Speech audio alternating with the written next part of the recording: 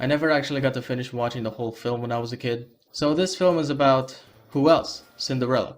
Cinderella is living a horrible, and I mean a horrible, fucking horrible piece of shit life.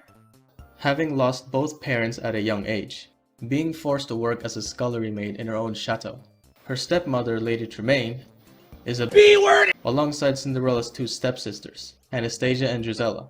They always take advantage of her because they're simply jealous of her beauty, kinda like the evil queen from Snow White. They have a cat named Lucifer. Yes, his name is Lucifer, as in named after the devil himself. Why the hell would you name a character in a kids movie Lucifer? Yet despite having a horrible life, Cinderella is a kind and gentle young woman. She seems to be friends with mice, birds, and more animals. Meanwhile, at the royal palace, the king is frustrated that his son, Prince Charming, is still not married. He and the Grand Duke organize a ball in an effort to find a suitable wife for the bored and picky prince, requesting every eligible maiden to attend.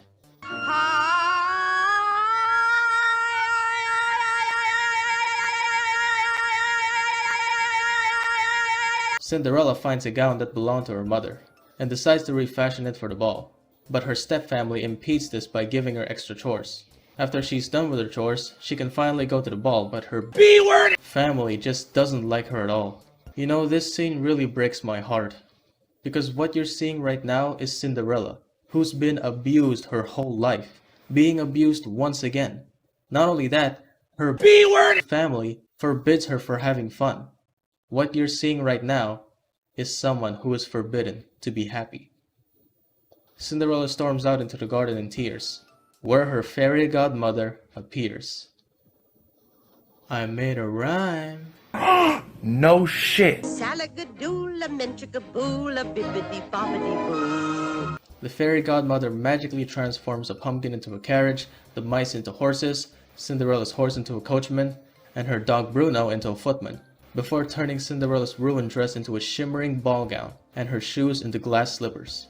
As Cinderella leaves for the ball, the fairy godmother warns her that the spell will break at the stroke of midnight. During the ball, Prince Charming rejects every single girl, except Cinderella.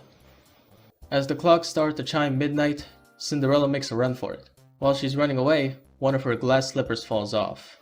Classic.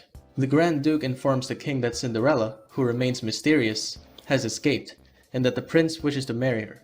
The lost glass slipper is the only piece of evidence.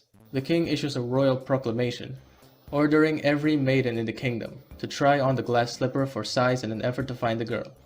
After this news reaches Cinderella's household, Lady Tremaine overhears Cinderella humming the waltz playing at the ball. Realizing that Cinderella is the mysterious girl, Lady Tremaine locks her in her attic room. Man, what a B-word! Anyway, as Anastasia and Gisela unsuccessfully tries on the glass slipper, Gus and Jack stole the key from Lady Tremaine. Lucifer ambushes the mice, but Bruno chases him out of the house, allowing the mice to free Cinderella. As the Duke is about to leave, Cinderella appears and asks to try on the glass slipper, but Lady Tremaine just can't help herself from being such a B-word! Luckily, Cinderella has the other slipper, which fits perfectly. The film ends with a now married prince and Cinderella at their wedding, sharing a kiss as they live happily ever after.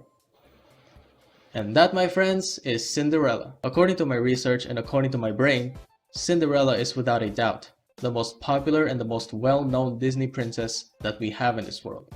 She was the fan favorite in 76 countries, and the breakdown shows that she dominates in almost every continent. And she is also the most iconic. But she's not the best, of course. What have we learned today? Being kind towards all, forgiving others for doing wrong, and never letting bad things ruin your heart is always the best way of living life. And I will never, ever forget that. I'm gonna give Cinderella a 7.5 out of 10. Alright guys, thank you guys so much for watching. Tomorrow we'll check out my favorite, Sleeping Beauty. It gives me so much nostalgia. I cannot wait to talk about that film. See you next time.